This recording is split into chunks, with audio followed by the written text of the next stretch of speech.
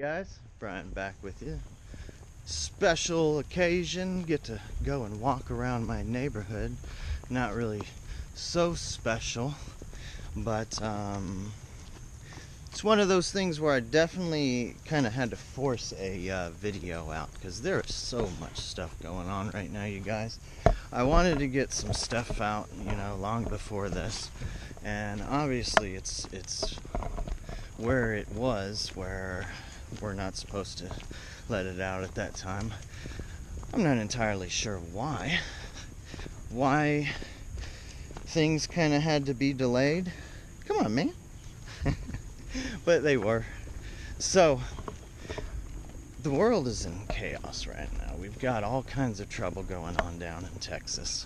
I just want to give a shout out to Sonic because she's down there dealing with it. So send her your loves and well wishes and what have you. Positive thoughts and what have you. Along with all the folks down there dealing with losing their homes, getting displaced. That's just no fun, you guys. A lot of folks are easily woken up when they can't turn on the water anymore, when they can't turn on their lights, when they can't watch Dancing with the Stars. So these kind of things kind of show the country's heart. Just a couple of weeks ago, we were seeing all over the news about how everyone hates everyone in America, and America is just such a nasty place. Now, that's what they want you to believe, but believe it or not, you can look all over the place and see people helping people. And it doesn't even matter, like, what color or religion or ethnicity or any of this nonsense at this stage. When someone is in distress and someone is there to help, they don't ask those questions. So what it's really showing me is how much people actually do care, how much people love each other. And as much as people get on my nerves, I gotta lay this one on you guys. I don't really like people. They fucking annoy me more often than not. Like the vast majority of the public, I can't stand being around for the vast majority of the time. But I know that they have every right to exist as I do. So I compromise. I stay over on my side, they stay over on their side. And that's my thinking for all of these years. But it's kind of gotten me through to where I'm at, but I can't move further until I get past that stage. So as big of a pain in the butt as people are, and as much as I'd rather just stay under a rock hidden somewhere, the whole power, the whole magic behind us as twin flames, as intuitives, as the 144, as just people, dude, is gathering together. Like a single cell in your body isn't really much worth a shit, but because there's trillions of cells in your body, it makes up you. An ant colony isn't shit. Singular ant running around doing his thing. He's strong as fuck. He can pick up more than twice his body weight. 3 times, if I'm not mistaken. I forget, to be honest with you. Ants are strong as fuck. But a whole bunch of them will be a pain in the butt. My buddy Waffles really wanted to smell that spot, so I'm just going to let him, because evidently that spot is kicking, you guys. But together, full of love and full of passion, we can change the world. Our will and intent focused on one particular goal is going to change the world. What's going on right now is a change in the world, is a change literally in the world. The planet is going through a shift. Now, in all honesty, there's different kind of empaths, there's different kind of twins, there's different missions for us, if you will. My mission, I was sent here to help Gaia transcend into the 5th dimension. We're making that happen. It's happening. Now, there's going to be a whole lot of people that aren't trying to go to the 5th dimension, because the 3rd dimension is so much easier. Like, this whole zoo that is the planet Earth, I mean, we were essentially fifth dimensional beings and decided to go to be third dimensional. It's more or less called the Luciferian experiment. You can see these things all tie in together, but it all is about interdimensional beings, interdimensional entities, aliens, and what have you. They've also been labeled angels and demons. I'll give you a little bit of kickback on that. Pleiadians, okay? Pleiadians, they come from the Pleiades star cluster. You can look them up. They're like the tall, blonde, blue-haired guys, you know, yada yadas. Well, those guys are misconstrued as the angels, okay? Now, the demons are your reptilian folks. Those are the dark entities, the bad guys, okay? That's why they're considered the demons. Now, in all honesty, there is no necessarily good and evil, bad, and what have you. It's all a matter of perspective, okay? These dark entities essentially are not capable of feeling emotion like we do as human beings, right? They're third dimensional, lower vibrational entities. So they don't get the luxuries of experiencing the experiences that we do. So in order to ride those rides, if you will, they have to piggyback off of us. They have to leech off of us. They have to be a part of our society. Now, the thing about human beings that other entities don't get to experience, and that's the reason why they try to take us over. You know, they essentially created something that was beyond their capability of control. And when they realized what our gift was, you know, they wanted to control us even more. And there's different entities, not just one alien species or one dimensional being that's out there that is in this class, but multiples. And what we do is create things, okay? We have, in a sense, the God complex. There is creator God essence in all of us. The imagination, like when you're a child and you have this imagination and you create things. When you're an artist, you create things. That's the spark. The thing is about these lower dimensional beings, they can't be creative. They have no imagination. You know, so if you go by textbook play on battling these folks in any method, you know, whether it's on the large scale, whether it's in the astral, whether it's anywhere, you know, don't be textbook, be something that they never thought of. Be imaginative. You know, you've got to come out of left field, and that's the way to beat these things, because they can't imagine those kind of tactics. You know, they're going to set up certain guidelines and rules, and like that's what we've been doing for all of this time, is essentially playing by the same like words. They're spells. That's why it's called spelling. When you write things out, it's creating a spell, if you will. It's capturing people. It's holding them to a certain document. Okay? Now, for much of human existence, the languages were done in symbols. Okay? They were done in a symbol because it's not a spell. You're not going to capture any kind of essence with that. Waffles, come! So you see the wordplay in that. You see why things are not necessarily done in hieroglyphs anymore, because people are trying to control. When you see words, wordplay, semantics, it's all about putting you under a spell. So when you see TV, when you see the news, when you see a show, it's all about capturing your imagination, keeping you under a spell. So if you're always like doing this on your phone, if you always have things like played out for you where you're not using your imagination, you're not using your creativity, what that does is it puts you in a trap. It locks you down and makes you vulnerable, makes you someone that they can deal with, somebody that they understand. You know, you're locked in their box. You're playing by their rules. All of these guidelines that have been set up, all of these spells, all of this law, you know, all of that is in order to keep you in that box, in control. So the thing about the solar eclipse is done, and a lot of people have been out of their fucking minds, purging big time, doing all kinds of, they're having to work hard on this stuff. So this has been thrusted on them. A lot of people understood, hey, this is the path of the enlightened and what have you, or the path to enlightenment. You kind of had an idea about it, and you thought, oh yeah, I've been working and I've been doing. If you've been hit really hard, then yeah, there was a lot more work that you had to do.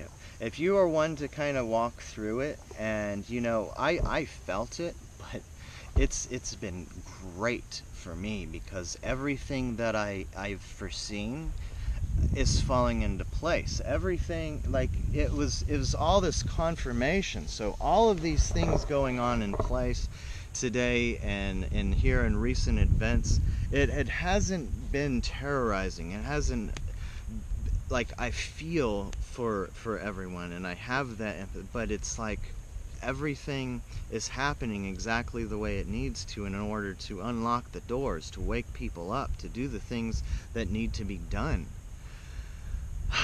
And that's exciting to me, because over the next year, we're going to be going through a massive shift, massive change, and the faster others start jumping on board, becoming a part of the new fifth dimension matrix, if you will. The whole idea is you need to kind of think of yourself like this body is a conduit. It's a way of plugging into the 3D. Like, you are fifth dimensional beings that has walked through the fourth dimensional astral plane and playing a game right now, in a sense, in the 3D matrix. Now, the best way to override something, become part of that something, you know, be involved in that something. So if you are, say, a virus, for instance, and you're injected into the host, you're going to be able to do much more damage than hanging outside of the host saying, hey, how's it going? So be aware that you are here and now in order to do what you need to do. I'm not going to tell you what that is. That's up for you to figure out and decide, but you need to figure that out. You need to stop watching Dancing with the Stars and sitting there and turning your water faucet on and off, on and off. You need to stop turning your light switch on and off, on and off. You need to stop being so complacent and fucking comfortable, dude. Go out there and do something hard. Realize how hard life really is. You know, at one point in time, we had to fight and kill in order to eat. Literally kill something to fucking eat that night, to feed our families. We've gotten away from that.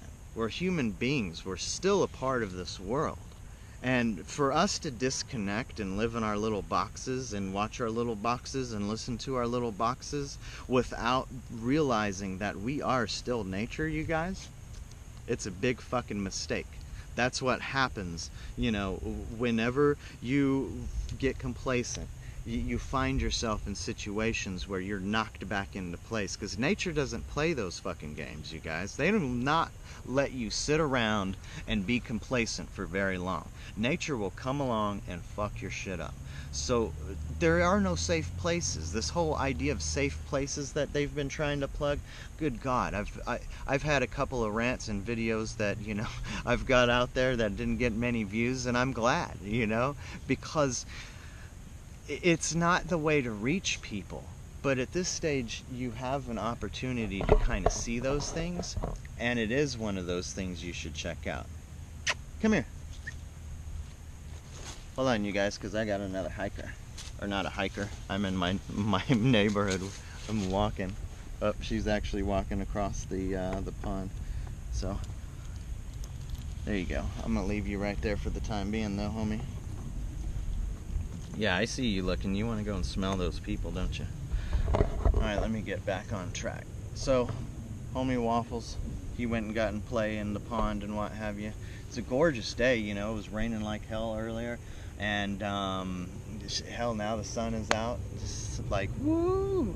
Kind of make everything better for the weekend, I guess. It's Labor Day weekend, you know, enjoy that. Have some time with your families. You know, figure out what is really what makes this beat. Why are you here? You know, what makes your life meaningful? And you know, all of us have something different to say to that. Think about that. You know, if you're not living for that moment, then you know you need to work towards that. All of us do. And work within yourselves is where you'll find all of the answers. You know, things will fall on your doorstep. You know, you'll watch movies and shows or have somebody have a conversation with you, and it'll be relevant to what you're thinking about, you know, what you're trying to figure out. You have these things fall in your lap, these little breadcrumbs, and that is the cosmos trying to steer you in a direction. If you listen to these things, you know, you'll be able to understand, oh, this is what I need to do. And you'll get chills. You know, when you think of something, you have an aha moment, you'll get chills. It's one gift that we have. It's like your body telling you, hooray, having a celebration, and it shoots endorphins throughout you. And it makes you feel good for that little while. It's telling you, yeah, you're doing good. Like when you do something good for somebody, or you get like that pat on the back, or that like bit of recognition, you know, and you honestly feel like you deserve it. Like, because if you get recognition and you don't feel like you deserve it, you don't receive it as well. But when you really feel like, man, I was noticed for something, you know what I mean? You get that same kind of feeling. It's like your body shoots these endorphins throughout you and lets you know, hey, you're on the right track here. Follow your instincts. Follow what your body tells you. It's your vessel. It's your vehicle. It's what is able to communicate, you know, your information in this 3D world to you, your higher self. There's so many yous out there, and it's not like you as in this, like I'm in a containment, right? But there's me everywhere. You know, I want you to understand like how the dimensions work. So think about one circle in the center, right? Much like our solar system works, okay? Our sun is at the very center. Now, despite the fact that everything moves and spirals and is constant moving throughout space, so our sun is moving and everything is moving around it, moving around in a circular motion around the Milky Way. We'll just think about this, for instance, for, you know, your visualization. The sun is here. Now you've got something rotating around the sun. We'll say, you know, Mercury, for instance, our first ring. Now, the sun is your first dimension, 1D. Okay? Everything in that sun, and this isn't literal, this is just you visualizing, okay? This is the 12 dimensions.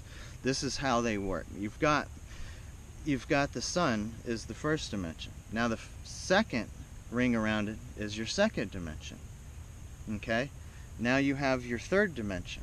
Now all these are all spiraling around, and you know it's not flat, okay? It's not, the earth is not flat, you guys. You got that second dimension. Now you got the third ring around it. That's the third dimension, and it sprawls out all the way out to 12. Now what I want you to understand is from the outer reaches, the 12D, all the way in, everything within, it's all one. Okay? That 12D, that's God. The 12D resonance, that's the God resonance. None of us has ever been able to get past 11. So there, as far as we know, no motherfucking 12. You know, and this isn't human stuff, man. This is like well beyond, you know, anything else. This is all right.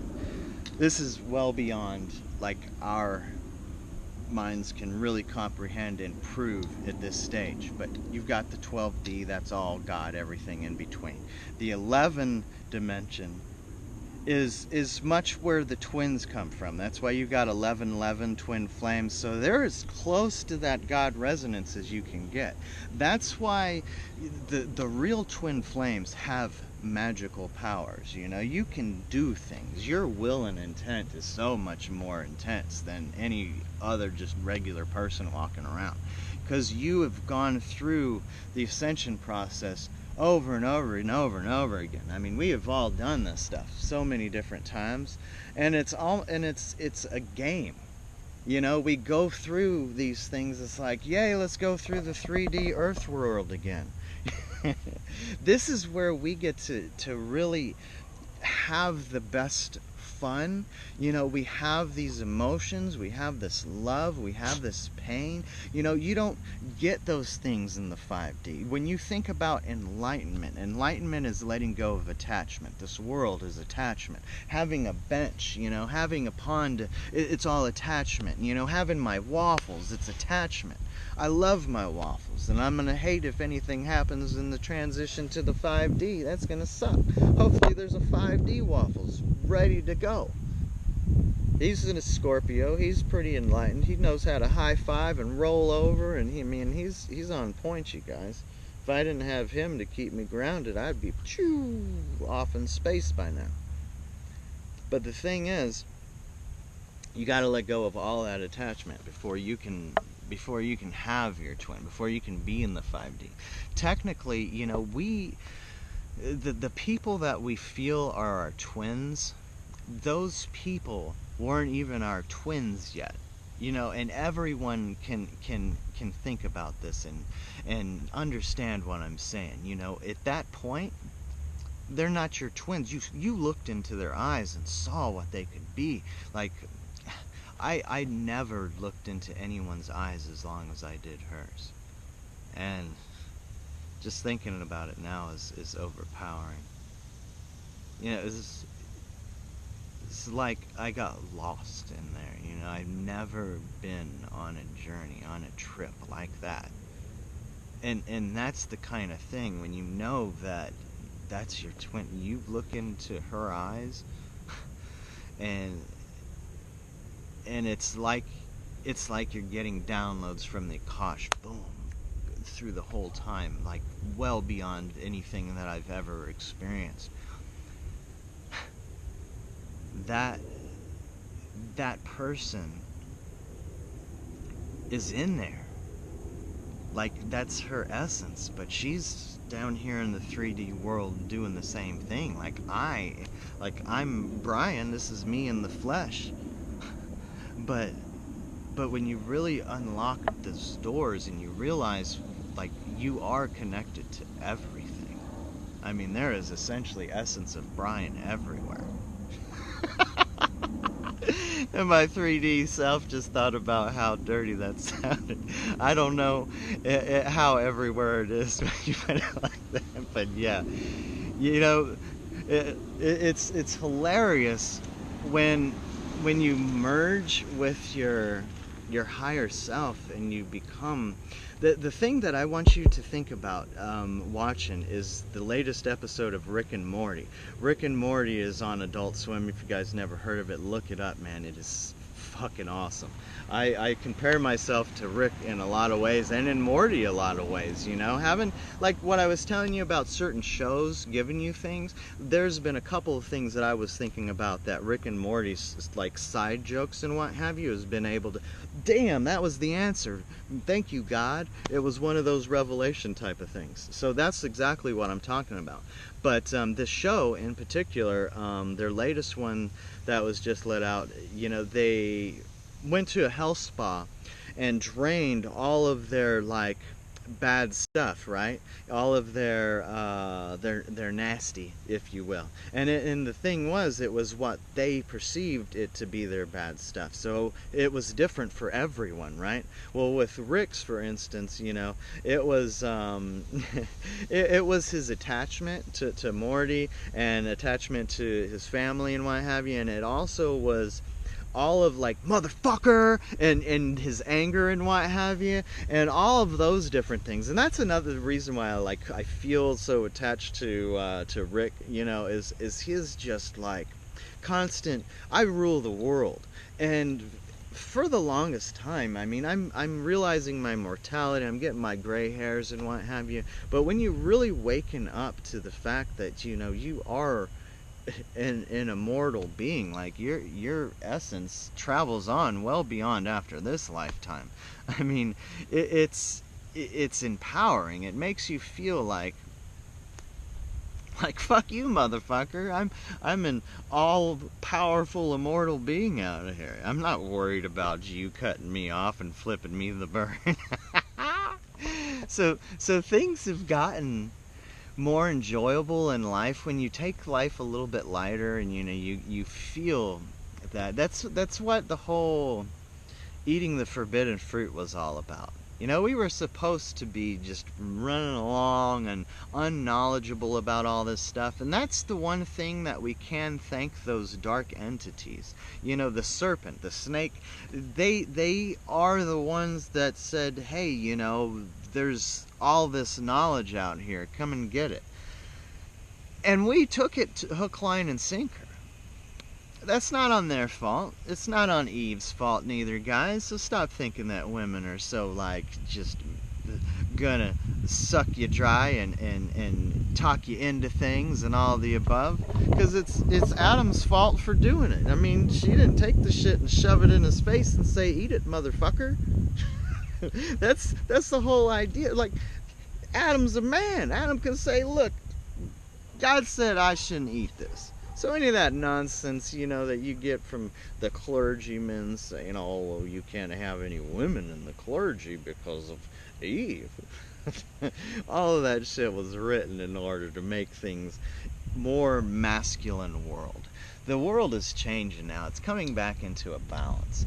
And that's one of those things. Us as twins, we're the pivot point in the center.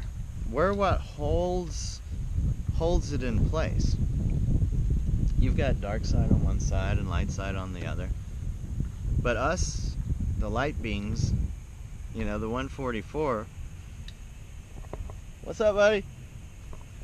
We're here to hold it in place in the center.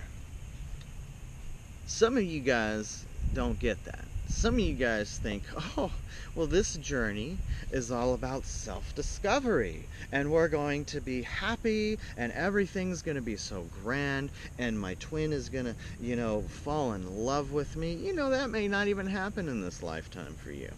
You may be like Moses, not getting to see the enchanted land at the end of the tunnel. You know, that might not be for you. You might have a lot more work to do. You might be stuck here on the 3D playing for, you know, 1,000 more years doing the same game.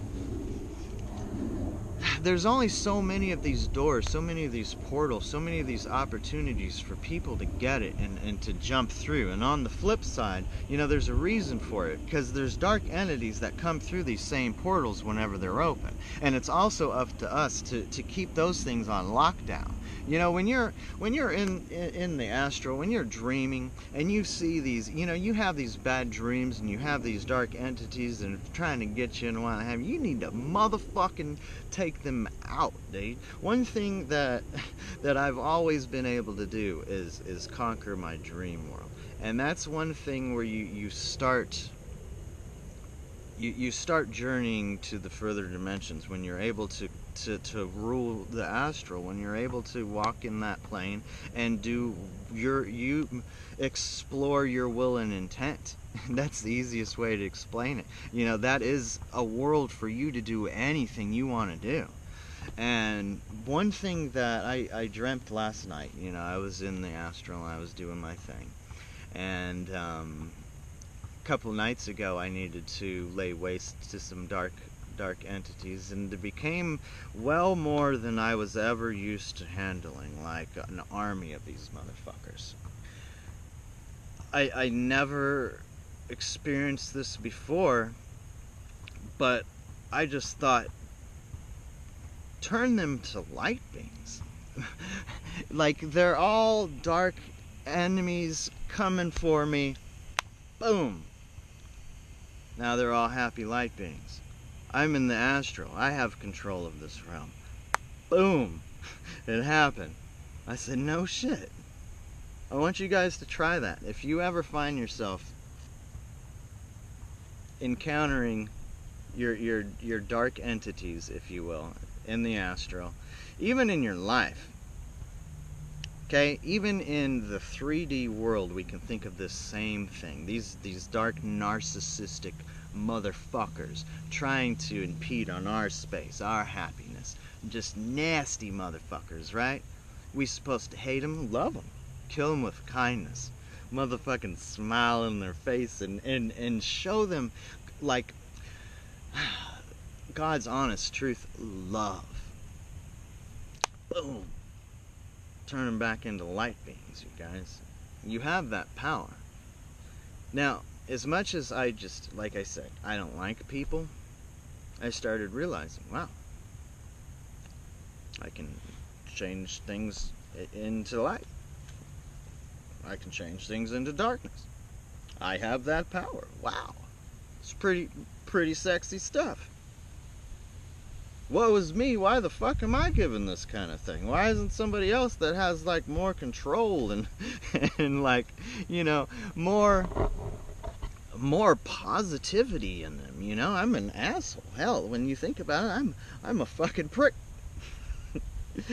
I don't let myself be open because I've been hurt so many times. I've got my walls all built up, right? So, you know, that empathetic person that builds walls up, they become somebody that is very hard to break through because they understand the game. They understand the process.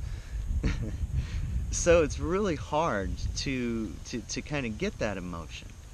You know, there's really only two people that I'm so attached to, and that's my daughter. I hardly ever talk about her because, you know, I don't get to talk to her. It's a lot of pain every time I think about that, you know. It's just, it puts me in a place that I don't want to be in, you know, where I feel vulnerable, where I feel naked, where I feel like, you know, I'm beaten down. My vulnerability, that and my twin, you know.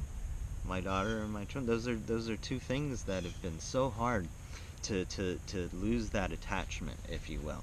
And it's been forced. Like the last couple of years, that's all of this journey has been for me, is trying to be detached from the things that I'm detached to. And the thing is, I've never really been attached to anything until my daughter came into my life, and it was like she more or less became an emotional crutch.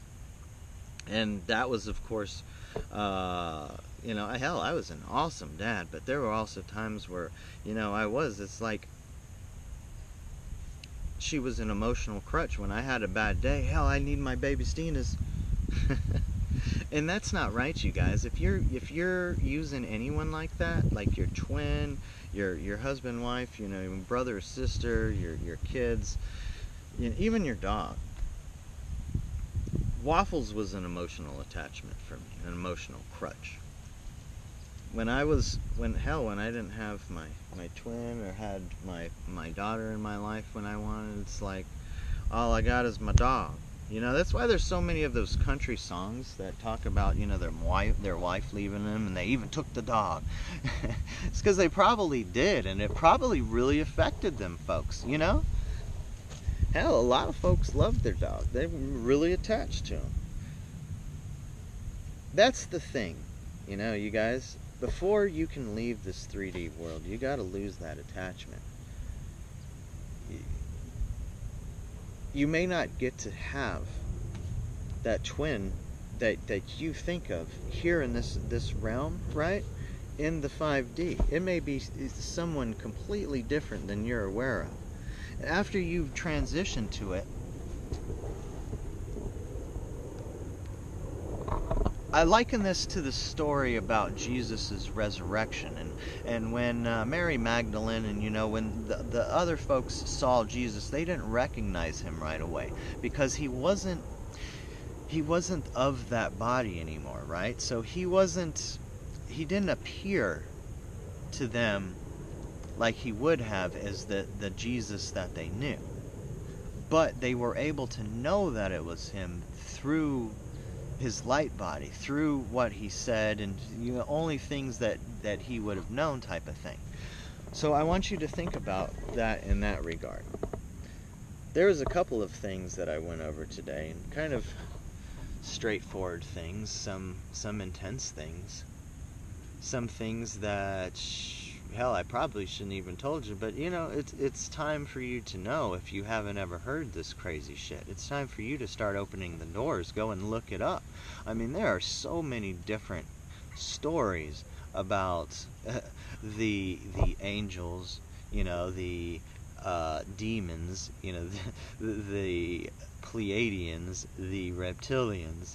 There's so many different stories. If you look back in indigenous cultures, all of it's written all over the place.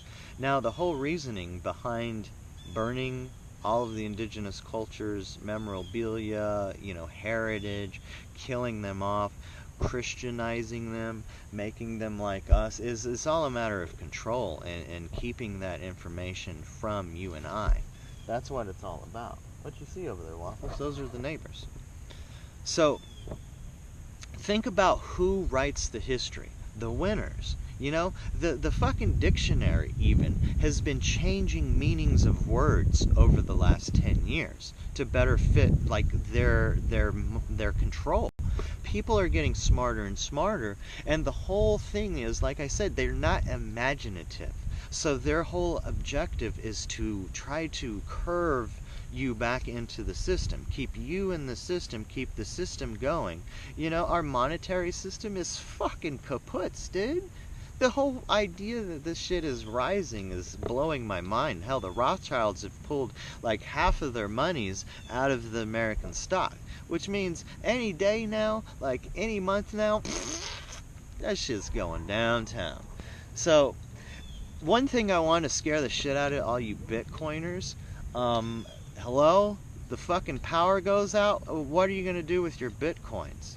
I just wanted to bring that to your attention. So if you're putting all of your stocks into Bitcoins and you're like, whoa, let's get into Bitcoins. I'm going to sell all my gold. I'm going to buy Bitcoins. Yeah, you go right on ahead, bro. I'll buy your gold from you and your silver. Yeah, don't do it. You want to keep some food. The number one thing, like, I bet you if you're hungry, you'll sell every fucking Bitcoin. You'll give me every ounce of gold you have for a motherfucking steak and some mashed potatoes. Hell yeah, dude, you haven't eaten for a week and you've been like walking around trying to find shit. People are after you because they think you got something. Dude, you'll motherfucking do anything for that steak and mashed potatoes. I just want you to think about that. Food, sustenance, water, energy, capabilities, those things are worth so much more than Bitcoins, are worth so much more than gold, because ultimately you can't eat gold either. You're gonna have to find somebody that has food and tools and like fire making capabilities, hell, solar panels, anything, in times of turmoil. Like right now, think about over in Texas, all of the things that are necessary to keep people's lives going are things that you need to think about.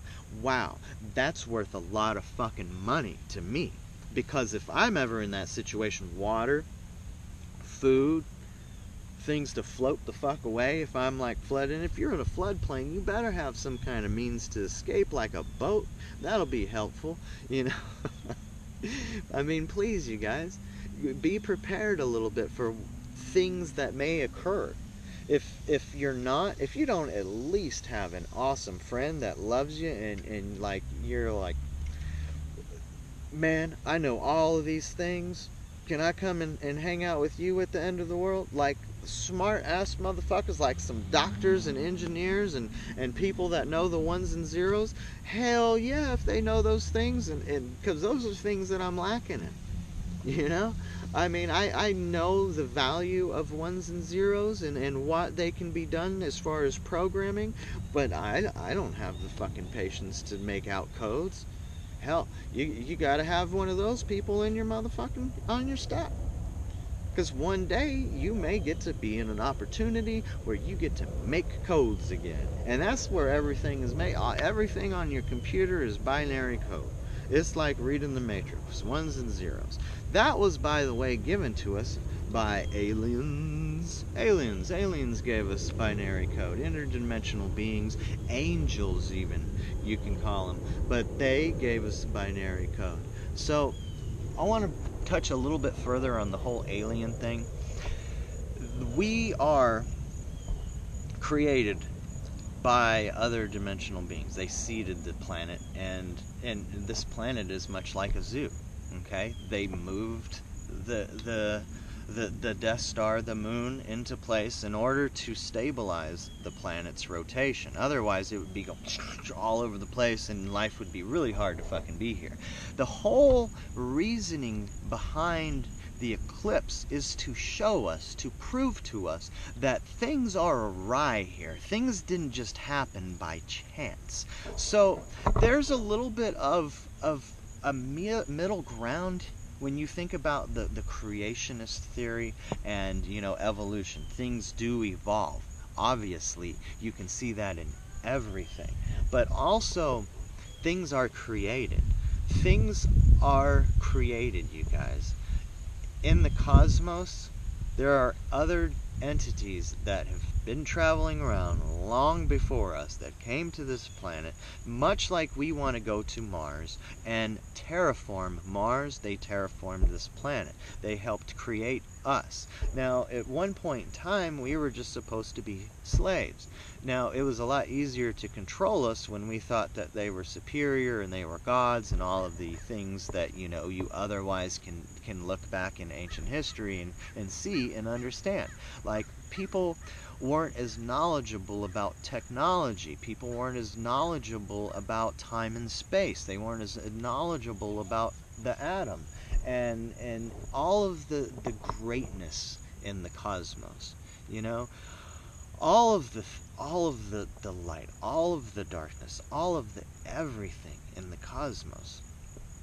Because we put a perspective on something, it's supposed to be bad. Because we put a perspective on it, it's supposed to be good. You know, it's all human perspectives. Outside of the 3D world, you start losing those things. Things become a lot more ones and zeros, scientific, you know, mathematically. Everything, in a way, is easier to deal with. But what I want you to understand is here in this realm, we have this gift where we're on both sides of the fence. We understand God's vibration, God's vitality, if you will, the 12 dimensions of divinity. We lose that. We're under that Luciferian experiment, you know. We get attached to it. We get sucked in by it. And that's when we fall into that category of, well, we want to enact on our emotion. Our emotion, in a lot of ways, are our enemies. Like, outside of this dimension, we don't have these emotions. It's a catch-22. You know, we want to feel love. We want to feel these emotions. We don't want to feel hate, but we can't feel love without hate. You know, we can't feel happiness without anger. It doesn't exist without the other. That's what I want you to understand. So when I say like the darkness, you know, love the darkness, embrace it. You have to, in order to enjoy that love that you want to embrace so much. All of it is absolutely necessary in your life, in this 3D world, in order to experience what you need to experience. You're on this trip to experience these emotions, to imagine. Your imagination leaves a ripple in time, and when you imagine something new, what it does is it creates change. You are being a co-creator. When you imagine something, when you create something, when you create a new living being, you know, when you create a new song, when you create a new movie, a new picture, when you create a new atmosphere, things change.